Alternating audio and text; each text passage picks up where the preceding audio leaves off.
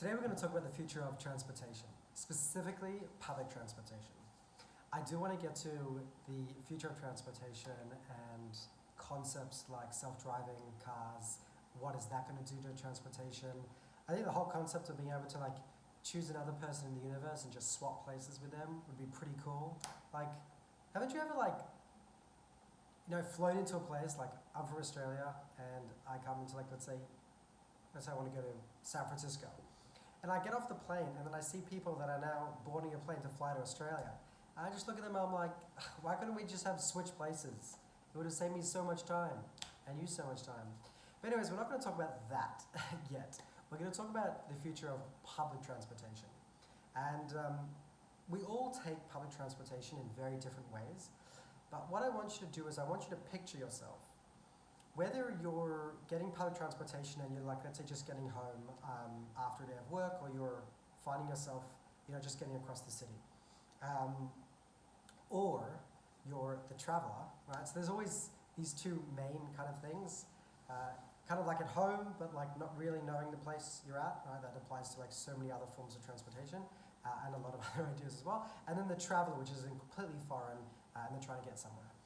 Now picture one of these two people. So if you're at home and you're running, you might be stressed, you might be trying to get your bus, you might be rushing towards it, you don't know exactly when it's coming.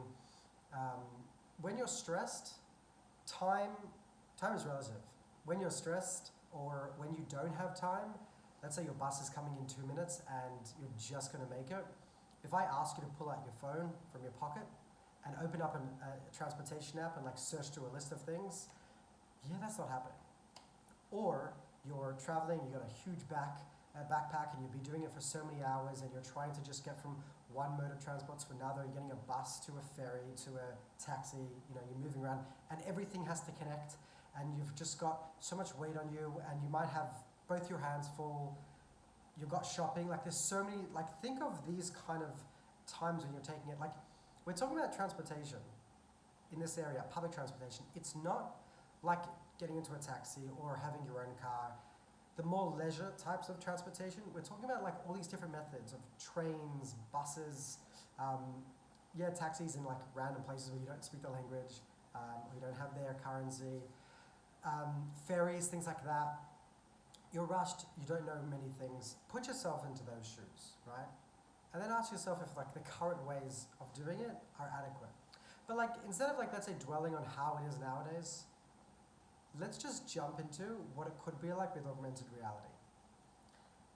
The first thing is finding your bus, finding your ferry, finding your car out of a whole long line or so many different colors and you don't know, basically just finding it out of a bunch of other options. How do you exactly find it? So if it's a bus, right, you've got usually a bus line, right? That's usually what's printed, whether it's on a board or on an electronic sign in front of the bus. It's there to help you find it. But it's not easy, right? So first of all, you've got to know the number. So you've got to check your app quickly again.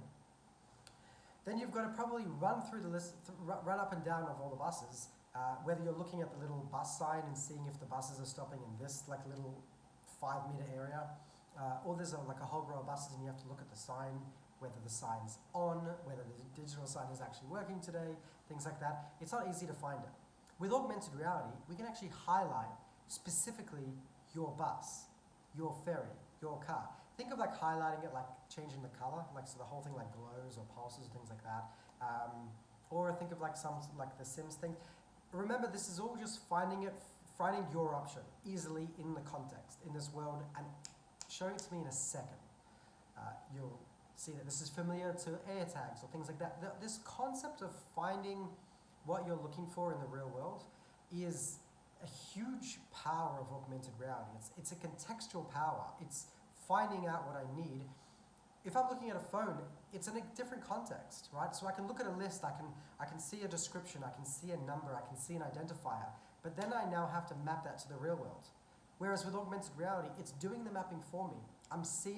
It's highlighting that item real in the world. It's not using any of those identifiers, right? That mapping is already happening with augmented reality. So that's a huge power. I think Uber tried to come up with a system where you would have a color that you would look for, and then on their screen, they would also have that same color, so you could pinpoint, like let's say you're coming out of a busy airport, so you could pinpoint your Uber or your Lyft out of like a whole long, all the other options. And again, remember the real world, it's not so easy, so it's not like you come out of the airport and your car is parked directly in front. There's a hassle. There's so many people. There's so many cars. You don't know exactly. There's so many of the same color of your cars. You don't necessarily. Not everybody knows models of cars, or you're scanning for the license plate number. What happened is the license plate number is there's another car in front of it.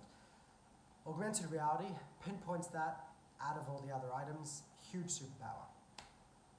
Alternate routes, right? In the car, when you're sitting down and you're driving your own car and the map is in front of you, yes, you have to take your eyes away for a second, but like it's all there in front of you. So if you hear a notice or if you see a little thing pop up on the screen that says there's an alternate route, do you want to take this route and save 5 minutes? It's very simple to see that route, to press confirm, and just to continue on your merry way. That doesn't work when you're rushing for something, when you're in unfamiliar territory, when there's no time, when you can't fish it out. These are very, very hard to do, and we don't really have that alternate routes that happen to us. I think a big part of it is because current public transportation apps, I'm going to take Google Maps as an example, or Apple Maps or Move It, whatever one you want to use. They don't really build in alternate routes. Part of that, I think, is because they're thinking, or at least I would think if I was a designer, that you take out the device when you want that piece of information, but as soon as you have that information, or you think you have that information for the next little bit, you put that back in your pocket. Like I know when okay, this is actually another idea, but I'm going to go down in the third idea. But over here, if there's an alternate route, that doesn't usually happen on public in the apps. Not that I've seen, but imagine augmented reality without having to pull out anything out of my pocket. Just like I identified my bus, the bus I need to get, imagine if it could pop up and identify very easily an alternate route. And maybe it says on top of it, take this bus to come 10 minutes early or half an hour early.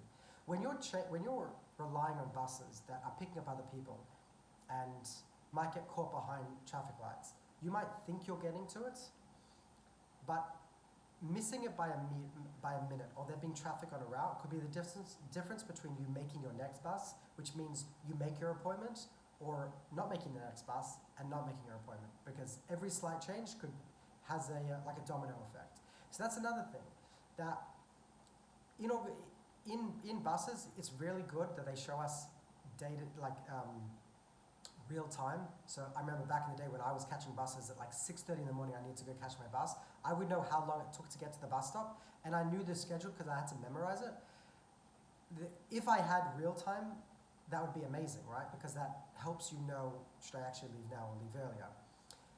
But the problem with that is, if I take it out and I say, okay, I know that it takes me 2 minutes to get to the bus stop, but then now the bus has like maybe it's a minute early, that information doesn't get given to me because that's not how really notifications work. You have a lot of buzzes in your ears, but you don't know if that buzz is referring to something else or if it's referring to public transport. So I've missed that in the past, where a bus comes earlier than expected. So I've seen it's coming in 5 minutes, so I know I'm going to get there in 5 minutes. I put that in my pocket. But now that bus is actually coming in 3 minutes. And between me looking at it and getting to the bus stop, I don't think I need to look at it again, but things have changed. And I don't get notified that, right? So imagine if you're looking at buses, or a piece of information, is presented on the street in front of me as I'm walking and says, by the way, pick up the pace because you're not going to make your bus. That's the difference between making it and not making it. So a big part of these concepts is, if you think about how you use phones nowadays, they exist in your pocket, or they stay in your pocket or your handbag. You take them out to see bits of information, and when you think that you've got that, like you know the next stop, you know that next step in the instructions, you put it away until that next step. But in between now and that next step, it could be a couple minutes, things change, things happen, and I could now miss my next bus. There's a few other concepts, but we've run out of time, and we couldn't even talk about the future of actual transportation, which is it can get crazy, and it's actually going to be very exciting. I think it's going to change quite a bit, and I hope it gets to that point where I can just choose someone in the country that I want to go to that wants to go where I am, and we can just switch. That would be cool. That's really the future of transportation. But until that future, I will see you in the future.